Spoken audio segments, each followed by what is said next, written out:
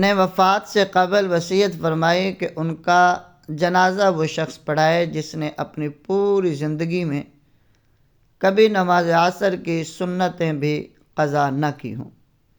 اور کتابوں میں لکھا ہے کہ جب حضرت خواجہ رحمہ اللہ کا جنازہ تیار تھا تو ایک بھی شخص ایسا نہ مل سکا جو اس شرط پر پورا اترتا۔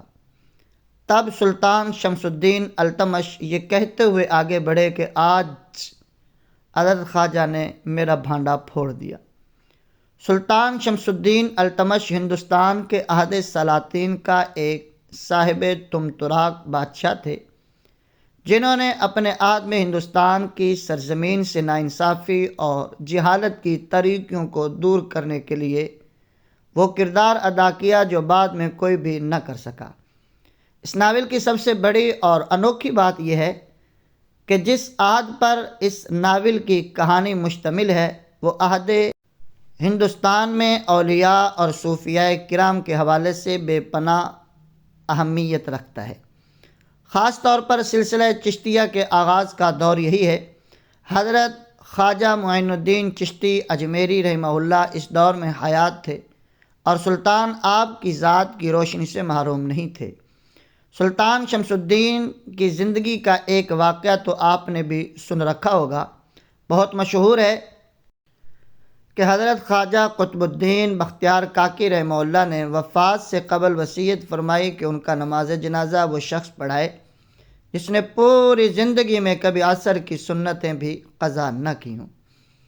اور کتابوں میں لکھا ہے کہ جب حضرت خواجہ کا جنازہ تیار تھا تو ایک بھی شخص ایسا نہ مل سکا جو اس شرط پر پورا اترتا۔ تب سلطان شمس الدین التمش یہ کہتے ہوئے آگے بڑھے کہ آج حضرت خواجہ نے میرا بھانڈا پھوڑ دیا۔ اس طرح سلطان نے خود حضرت خواجہ قطب الدین بختیار کاکی رحمہ اللہ کی نماز جنازہ پڑھائی۔ مصنف ادریس آزاد نے اسی بادشاہ کے عہد کو اپنے ناول کے لیے چنا ہے۔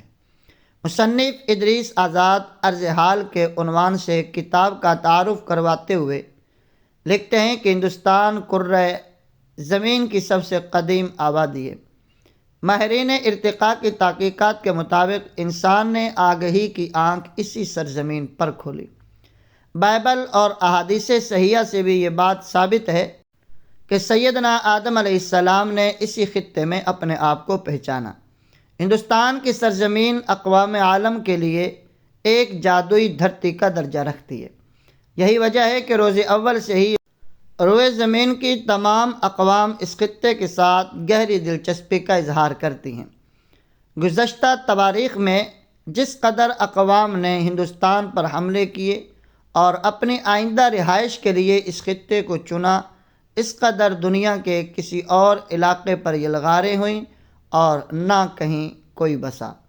دنیا کی باقی تمام اقوام ایک مخصوص شکل و صورت کی حامل ہیں، مثلاً چینی، جاپانی یا انگریز، لیکن ہندوستانی کسی ایک پیکر میں نہیں ڈھلے۔ قدیم آریوں سے لے کر انگریزوں تک بر صغیر کے شہریوں میں ہر کسی کا ناک نقشہ دکھائی دیتا ہے۔ ادریس آزاد لکھتے ہیں کہ عرب بھی بر صغیر میں پدھارے۔ 712 میں محمد بن قاسم رحمہ اللہ نے دیبل کا ساحل فتح کر کے بر صغیر میں قدم رکھا۔ فی الحقیقت یہ کسی عرب فوج کا پہلا داخلہ تھا، لیکن عام عربوں کی آمد و رفت اس سے بھی کہیں پہلے ہندوستان میں جاری تھی۔ مصنف اپنی تحقیق کے مطابق بتاتے ہیں کہ عرب خود ہندوستانیوں کی اولاد ہیں۔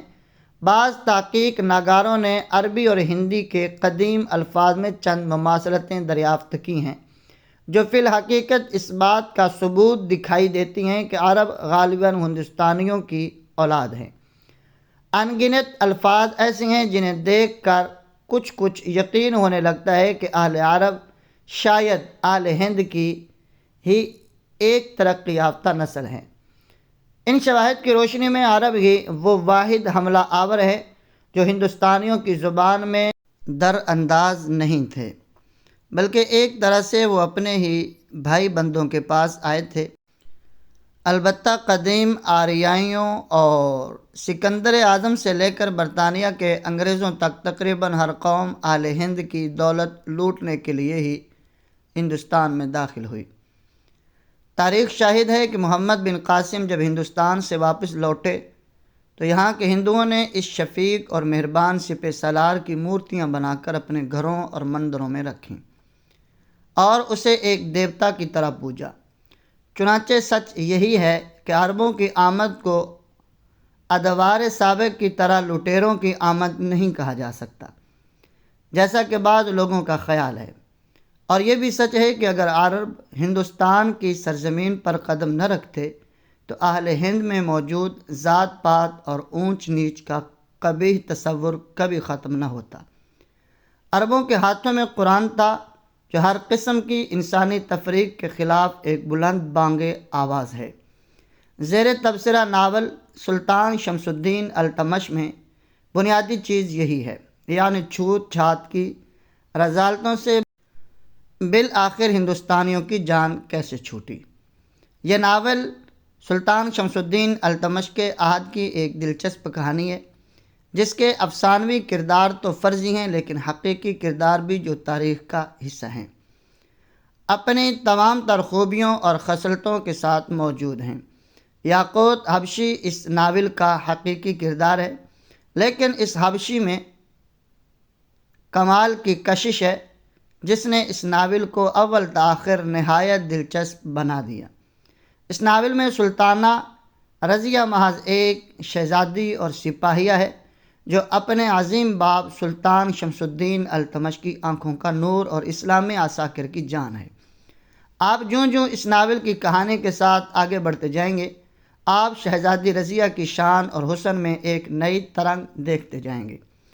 الغرض کہانی کے لحاظ سے یہ ناول تمام تر خوبیوں سے آراستہ ہے۔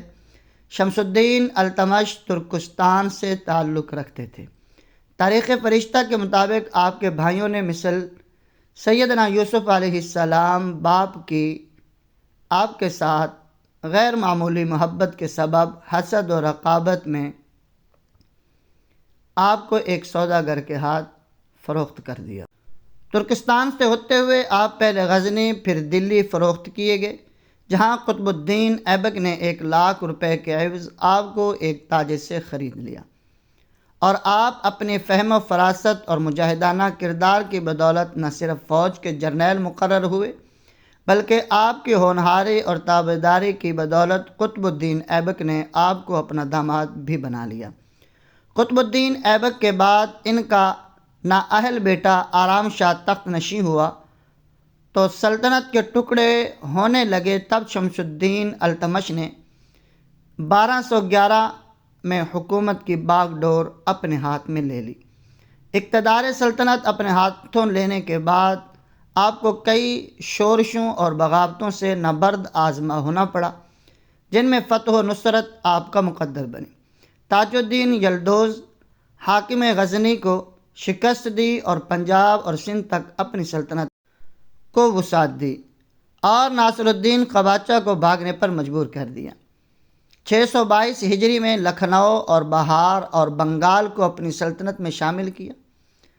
سندھ کے وہ علاقے اور قلعے جن کو فتح کرنا ناممکن تھا، آپ نے ان کو فتح کیا۔ مختصراً یہ کہ راجپوت ریاستیں، خلیجی امرائی، ترک امرائی، دہلی امرائی، فتنہ منگول اور تاتاریوں کی یلغار، ان سب کا سدباب کیا۔ آپ نے ہندوستان میں اسلامی حکومت کو استحکام و پائیداری بخشی۔ آپ نے نہ صرف اپنے پیش رو کی سلطنت کو محفوظ رکھا بلکہ اس میں نئے علاقے داخل کر کے اپنی سلطنت کو وسعت دی۔ طبقات ناصری کے مطابق آپ اتنے خدا ترس، سخی اور صاحب تقویٰ تھے کہ آپ کی رعایا آپ کو ولی اللہ سمجھتی تھی۔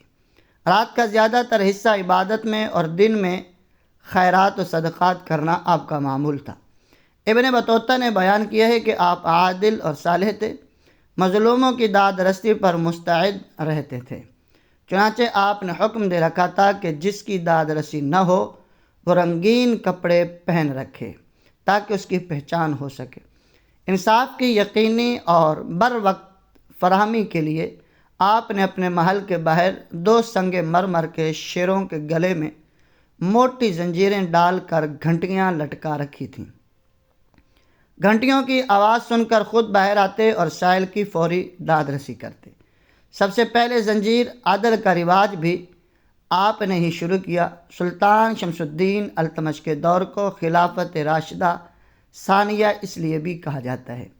بھیس بدل کر رعایا کی خبرگیری کرنا، خود کو ظاہر کیے بغیر ضرورت مندوں کی ضرورت پوری کرنا اور راتوں کو جاگنا اور عبادت کرنا آپ کے معمولات تھے۔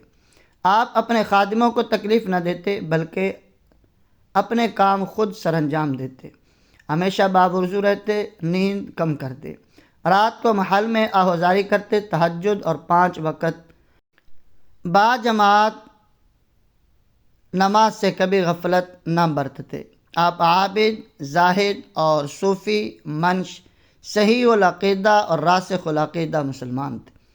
تاریخ فرشتہ کے مطابق عباسی خلیفہ المستنصر کی جانب سے آپ کو سلطان الہند اور ناصر امیر المومنین کے القابات سے نوازا گیا۔ عہد سلاطین کتاب کے مطابق خلافت راشدہ کے بعد غالباً مشکل سے ہی کوئی ایسا حکمران تاریخ کے اوراق میں محفوظ ہے جو شمس الدین التمش کی طرح بیک وقت کئی اوصاف کا مالک ہو۔ آپ نے کئی مساجد بنوائیں، مدرسے تعمیر کیے اور علماء و فضلاء کی قدر کی اور بڑی بڑی تنخواہیں دیں۔ سلطان الہند غریب نواز حضرت خواجہ معین الدین چشتی اجمیری رحمہ اللہ کی کتاب کشف الاسرار، گنج اسرار اور انیس الارواح جیسی تصوف و طریقت پر مشہور کتابیں آپ کے عہد میں تالیف کی گئیں۔ اسی طرح جامع الحکایات اور طبقات ناصری کے مصنف قاضی منہاج بھی آپ کے زیر سایہ تھے۔ مسجد قوت الاسلام اور قطب مینار کو آپ کے دور میں مکمل کیا گیا۔ آپ خود عمدہ خوشنویس اور خطاط تھے۔ مسجد قوت الاسلام اور قطب مینار پر کی گئی خطاطی دیکھ کر عقل دنگ رہ جاتی ہے۔ لاہور میں قطب الدین ایبک کا مقبرہ بھی آپ نے تعمیر کروایا۔ آپ مدبر سیاستدان ہونے کے ساتھ صوفی اور صاحب معرفت و طریقت بھی تھے۔ آپ درویشوں اور صوفیاء سے ادب و احترام سے پیش آتے اور ان کے سامنے 2 زانو بیٹھتے۔ ان باکمال درویشوں کی صحبت نے آپ کو بھی درویش کامل بنا دیا۔ کتاب سیر الاقطاب کے مطابق آپ حضرت خواجہ قطب الدین بختیار کاکی رحمہ اللہ کے 22 خلفاء میں شامل تھے جن کو خرقہ ولایت عطا کیا گیا۔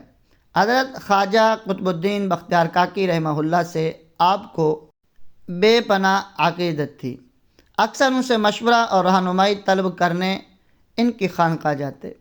اسی طرح خواجہ غریب نواز رحمہ اللہ اور ان کے پیر و مرشد خواجہ عثمان رحمہ اللہ جب دلی تشریف فرما ہوتے تو آپ خود جا کر ان سے ملاقات کرتے اور دعائیں لیتے، جیسا کہ ابتدا میں بتا چکے ہیں کہ حضرت خواجہ معین الدین چشتی اجمیری رحمہ اللہ کے خلیفہ اور حضرت بابا فرید الدین گنج شکر رحمہ اللہ کے مرشد حضرت خواجہ بختیار کاکی رحمہ اللہ کے وصال پر لاکھوں کے مجمع میں جب یہ اعلان کر دیا گیا کہ خواجہ کی وصیت کے مطابق ان کا جنازہ وہ پڑھائے جس نے کبھی تکبیر اولیٰ اور عصر کی سنتیں ترک نہ کی ہوں، تو مجمع پر سکتہ طاری ہو گیا۔ اتنے میں دیکھنے والوں نے دیکھا کہ جنازہ کی امامت کے لیے آگے بڑھنے والی شخصیت وقت کے بادشاہ حضرت سلطان شمس الدین التمش ہیں، جو روتے ہوئے اعلان کرتے ہیں کہ حضرت خود تو پردہ فرما گئے مگر میرا راز فاش کر گئے۔ آپ شاعر اسلامی کے اس قدر پابند تھے کہ بڑے سے بڑا فوجی اور سیاسی بحران بھی آپ کے دینی فرائض منصبی سے آپ کو باز نہ رکھ سکے۔ 26 سالہ طویل دور حکمرانی کے بعد 20 شعبان 633 ہجری بمطابق 28 اپریل 1236 آپ کا انتقال ہوا۔ دلی قطب مینار کے قریب دفن کیا گیا۔ اللہ تعالیٰ پاکستان کو سلطان شمس الدین التمش جیسا عظیم حکمران نصیب فرمائے جس سے ملک پاکستان کو دنیا کی امامت و قیادت نصیب ہو، آمین۔ مآخذ و مصادر، یعنی یہ واقعات کہاں سے لیے گئے۔ طبقات ناصری، تاریخ فرشتہ، آب کوثر، مسلمان حکمران، سفر نامہ ابن بطوطہ، عہد ہند کے سلاطین، اخبار الاخیار، سیر الاقطاب۔ ہسٹوریکل پوائنٹ کے معززین، ہماری آپ سے ریکویسٹ ہے کہ اگر آپ ہمارے یوٹیوب چینل پر نئے ہیں تو یوٹیوب چینل کو سبسکرائب کر کے بیل آئیکن کو لازمی پریس کریں